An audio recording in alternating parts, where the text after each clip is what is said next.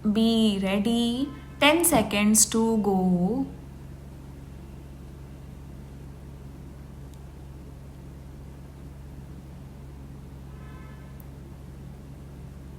Start. It gives me great pleasure to be here in your midst, where businessmen, leaders, and captains of industry and trade from the European Union sit together with the captains of industry of our country. I have always believed with Lord Keynes that in the final analysis, businessmen are the custodians of the possibility of survival of human civilization, and therefore, if business leaders think right, I think our societies and our polities can look to the future with hope and confidence. Therefore, I greatly welcome this opportunity to interact with such an outstanding group of leaders of business and industry. Prime Minister has already mentioned that we had a fruitful meeting with him and the President and the members of the European Commission, and tomorrow we will have a bilateral meeting where we will discuss the further development of our relations with the United Kingdom. Under the presidentship of Prime Minister, we have made a very good progress in our strategic partnership. I am grateful to you, Prime Minister, for the leadership you have given to the process of widening and deepening of our relationship with the European Union. We live in a world of constant change, and the success belongs to those who are adept at mastering processes of change. In our own times, few leaders of countries have shown that much expertise in effective management of change processes than Prime Minister.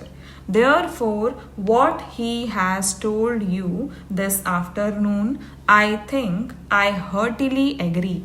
Those are the ways to manage processes of change, and the moral of what he has been saying is similar to what I have been saying to our own people. Do not be too fearful of change. Learn to live with change. Though, of course, governments have the responsibility to smoothen the process of change, smoothen the transitional pain that may at some times accompany the processes of change. So, what Prime Minister has told you this evening, I heartily support. It's for me and for my colleagues a great delight that we have this opportunity to interact with leaders of European and Indian business. I sincerely believe that in the modern world, the relationship between governments is increasingly mediated through and influenced by the relationship between the civil society and the business community. It is on the foundation of people to people and business to business relations that we in government try to build state to state relations.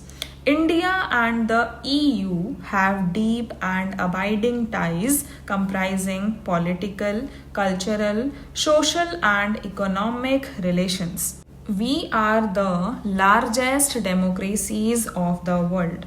We cherish the freedoms that democracy offers. We share a common belief in pluralism, consultations, and consensus, in the rule of law, and in peace. For in peace and in stability, we have the foundations necessary for development and economic growth within the framework of an open society and an open economy.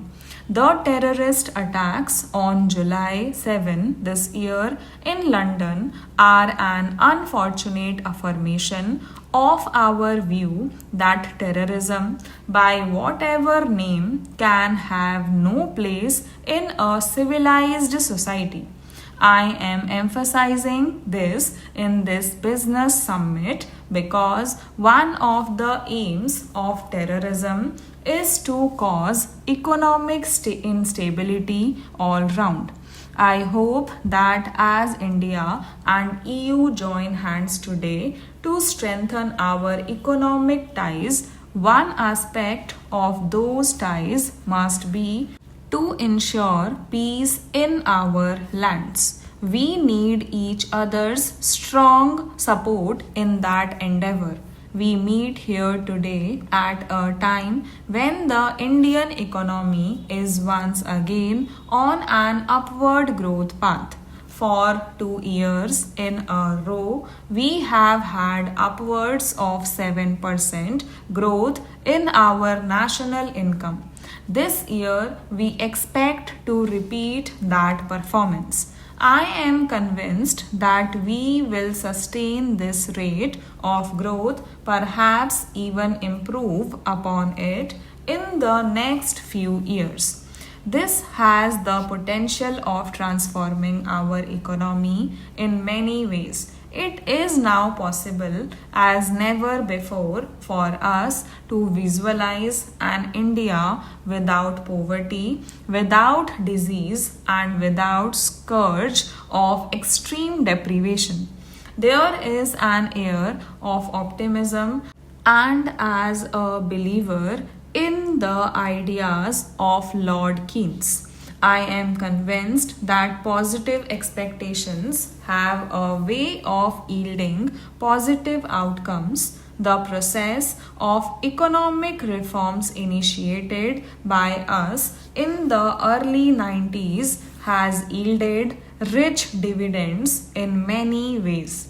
We are committed to pursuing these reforms in a manner that the benefits percolate to all sections of our society, especially our rural poor.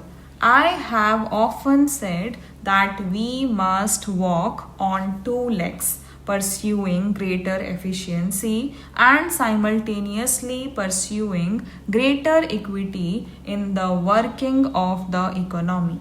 I do believe that if the fruits of higher economic growth are better shared, this in itself will stimulate further growth. We see the EU as a natural partner in our economic development. For centuries, long before the colonial era began, Indians and Europeans have been engaged in commerce. India has had civilizational and commercial links with different nationalities within Europe.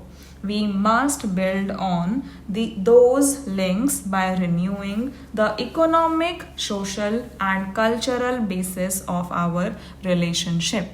Stop.